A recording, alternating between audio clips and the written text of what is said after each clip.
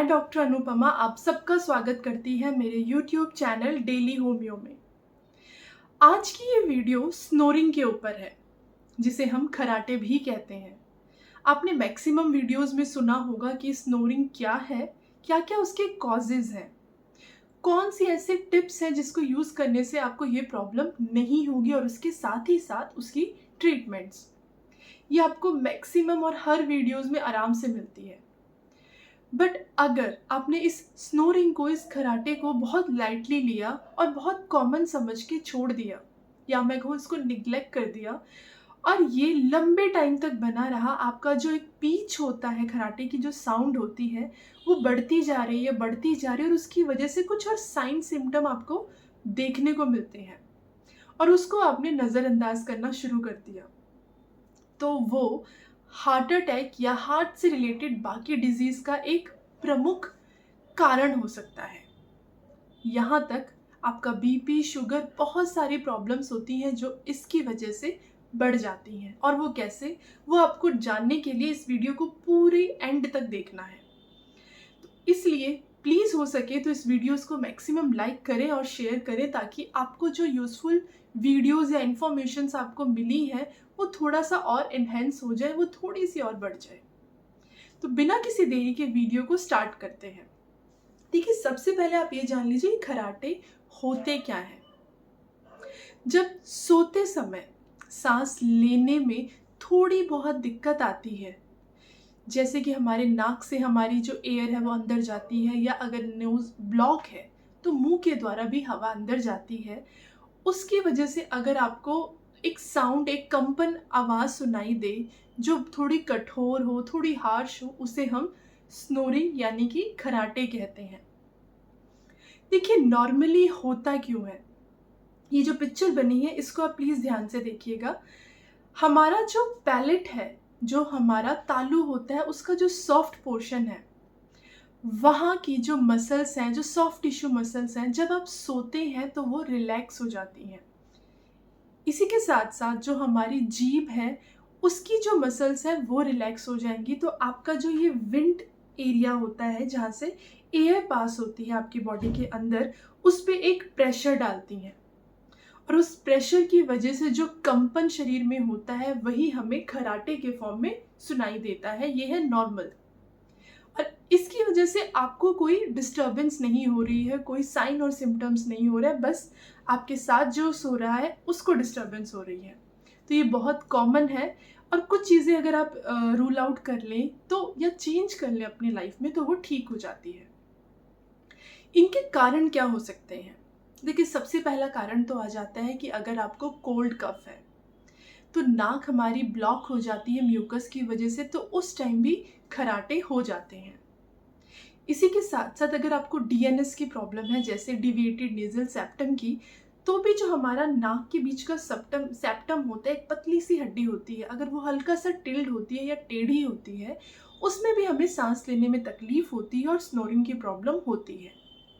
अगर आपकी नेज़ल के रूट में कोई पॉलिप बन गया है, कोई एक एबनॉर्मल ग्रोथ हो गई है, उस वजह से भी आपको स्नोरिंग की प्रॉब्लम हो सकती है।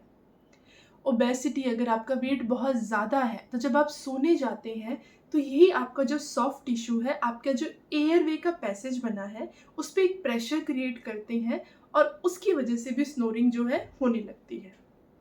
इसी के साथ साथ अगर आप अल्कोहल लेते हैं, स्पेशली रात में, तब भी उन लोगों में ज़्यादा हमें देखने को मिलता है कि उनके खराटे बहुत लाउड होते हैं।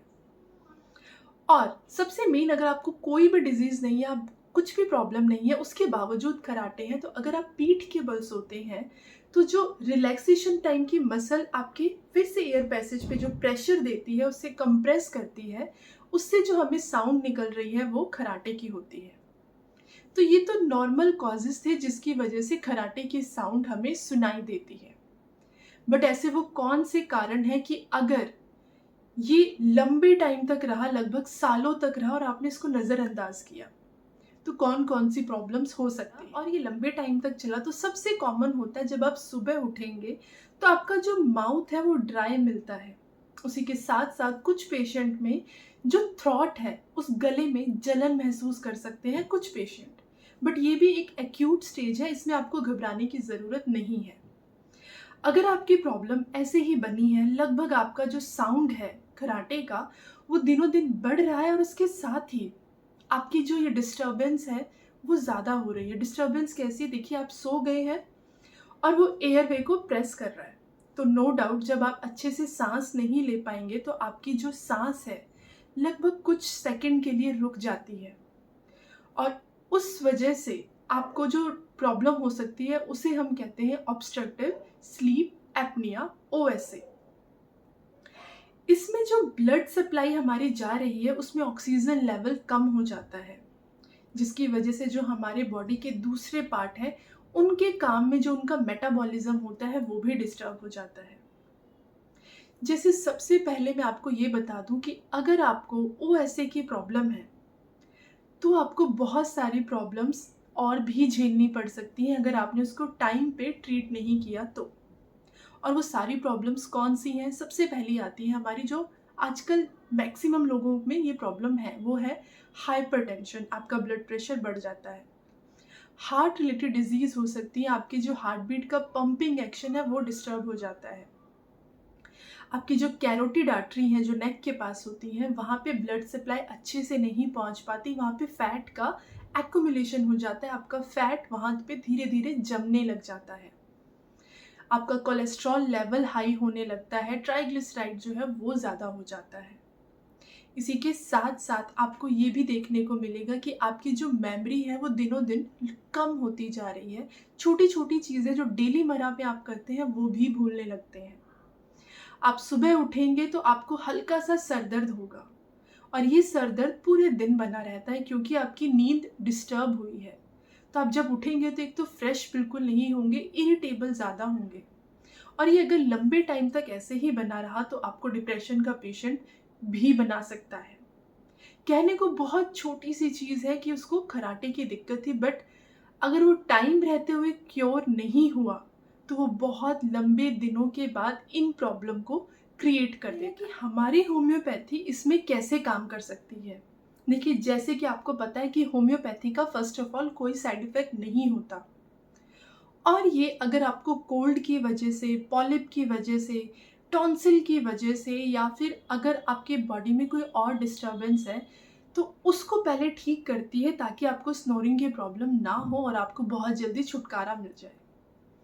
तो वो ऐसी कौन सी मेडिसिन है जो आपको इन सारी चीज़ों में हेल्प कर सकती है? दो ऐसे पेटेंट आते हैं जिसका रिजल्ट बहुत अच्छा मिलता है और मैंने अपनी क्लिनिकल प्रैक्टिस में देखा है। इससे जो प्रॉब्लम है, कुछ पेशेंट में 3 महीने लगे हैं बट कुछ पेशेंट 6 महीने। तो वो वेरी करता है कि आपके जो पेशेंट हैं उनका केस कितना सीवियर है, कितना ज़्यादा टाइम से वो सफ़र कर रहे हैं, उसके अकॉर्डिंग ये जो टाइम होता है क्योरिंग का वो डिपेंड होता है। किसी का 3, किसी का 6 और किसी किसी का 1 साल भी लग सकता है। तो वो आपका प्रॉपर जो केस है वो प्रॉपर स्टडी हो, उसके बाद ड्यूरेशन कितनी है, वो कितना परहेज़ करता है, कितने रूल्स को फॉलो करता है, इस पे भी डिपेंड करता है। तो बिना टाइम वेस्ट के मैं वो मेडिसिन आपको बता दूँ। देखिए, सबसे पहली जो मेडिसिन इसमें आती है वो है एलन की स्नोराइड। ये आपको इजीली किसी भी मार्केट में मिल जाएगी और ये एक ऐसी मेडिसिन है जिसमें बहुत सारे मेडिसिन का कॉम्बिनेशन है, जैसे कि arsenic album, belladonna, bryonia, drosera, camphora, hydrastis, ignatia, hepar sulph, histamine, ignatia, teucrium, ऐसे ही सारी मेडिसिन इसमें डली हुई हैं जो आपकी प्रॉब्लम को बहुत जल्दी ही ठीक कर देती है। अगर आपको लगता है कि आपका मुंह सूख रहा है या जो नेज़ल एरिया है, कैविटी है, वहाँ पे ड्राइनेस है तो ये उस पे भी काम करती है। अगर आपको सफोकेटिंग फीलिंग है, किसी कफ जमा हुआ है और वो विज़लिंग साउंड जैसा लग रहा है, उस पे भी काम करती है।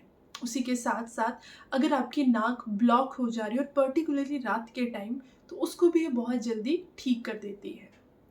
इसी के साथ अगर आपको लगता है कि आपके गले में स्वेलिंग हो गई है या टॉन्सिलाइटिस की प्रॉब्लम है, ये उस पे भी काम करेगा। अगर आपको थ्रॉट में, गले में लगता है कि कुछ चुभन जैसा है, कांटे जैसा पेन हो रहा है, आप पानी पीते हैं या थूक घोटते हैं अंदर जब भी जाता है या कोई हॉट ड्रिंक है, तब भी ये इस प्रॉब्लम को ठीक कर देता है। बहुत सारे कंप्लेंट्स हैं और बहुत सारी मेडिसिन हैं और उसका बहुत अच्छा रिजल्ट है। अब आपको ये लेना कैसे है? देखिए स्टार्टिंग में क्योंकि कंप्लेन ज़्यादा है तो आपको ये 15 बूंद लेना होगा आधे कप पानी में, और ये आपको सोने से लगभग 1 घंटा पहले लेना है। फिर आप जब सोने जाएँ तो आप नोटिस कीजिए कि अगर आपको इससे आराम मिल रहा है तो आपको इसकी सेकंड डोज़ रिपीट नहीं करनी है, और अगर नहीं मिल रहा है तो आपको 1 डोज़ और इसकी लेनी होगी, और उस टाइम आपको इसकी 15 ड्रॉप एक 10 ml पानी में लेना होगा, और इससे आपको लगभग 3 से 6 महीने कंटिन्यू करना है। आपकी जितनी भी प्रॉब्लम है स्नोरिंग से रिलेटेड वो ठीक हो जाएगी। इसी के साथ-साथ एक स्प्रे आता है बेक्सन कंपनी का, जिसे हम नेज़ल एड कहते हैं। उसमें भी इसका रिज़ल्ट बहुत अच्छा, और ये दोनों आप यूज़ कर सकते हैं, इसमें कोई साइड इफ़ेक्ट नहीं होने वाला है। उस कॉम्बिनेशन में arsenic album, Calcarea carp, Hydrastis, काली बाय और पल्सेटिला का कॉम्बिनेशन है। अगर आपकी नोज़ ब्लॉक हो रही है, आपकी नाक से पानी जैसा डिस्चार्ज हो रहा है, छींकें बहुत आ रही है, इचिंग ज़्यादा हो रही है, इसी के साथ-साथ अगर आपको एलर्जिक राइनाइटिस है, एलर्जिक साइनाइटिस है, तब भी ये जो स्प्रे है बहुत अच्छा रिज़ल्ट आपको देने वाला है। आपको ये लेना कैसे है? देखिए अगर आप एडल्ट हैं, तो आपको ये जो स्प्रे है 1 या 2 स्प्रे करना होगा, पर ये 4-4 घंटे के गैप पे करना है, और ये आपको ज़्यादा टाइम तक यूज़ भी नहीं करना होगा। जैसे ही आपको इम्प्रूवमेंट दिखे, तो आप इसको अल्टरनेट डेज़ करके स्किप भी कर सकते हैं। और रही बात बच्चों की, तो उसमें सिर्फ एक ही बार स्प्रे करना है, पर ये 6-6 घंटे के गैप पे। जैसी आपकी प्रॉब्लम है उतना आप उसको रिपीट करें, पर जैसे ही आपको आराम मिलेगा तो इसकी डोजेज़ और ड्यूरेशन आपको दोनों ही कम करने हैं। देखिए होम्योपैथी मेडिसिन है तो इतनी गारंटी है कि आपको इसका कोई साइड इफ़ेक्ट नहीं होने वाला है, और बहुत जल्दी आपकी प्रॉब्लम रिज़ॉल्व हो जाएगी। बट अगर आपको लगता है कि ये मेडिसिन आपको उतनी बेनिफिट नहीं दे रही है, तो आप मुझे कमेंट पे जाके कोई भी क्वेरी पूछ सकते हैं, और इसके साथ ही साथ अगर आपके कोई नियरेस्ट होम्योपैथ डॉक्टर हैं, आप उनसे भी कंसल्ट कर सकते हैं। आपको मेरी वीडियोस कैसी लगी प्लीज़ कमेंट करके बताइए। हो सके तो प्लीज़ मैक्सिमम इसको लाइक करें, सब्सक्राइब करें और शेयर करें। इसी के साथ साथ अपना ध्यान रखिए और स्वस्थ रहिए। धन्यवाद।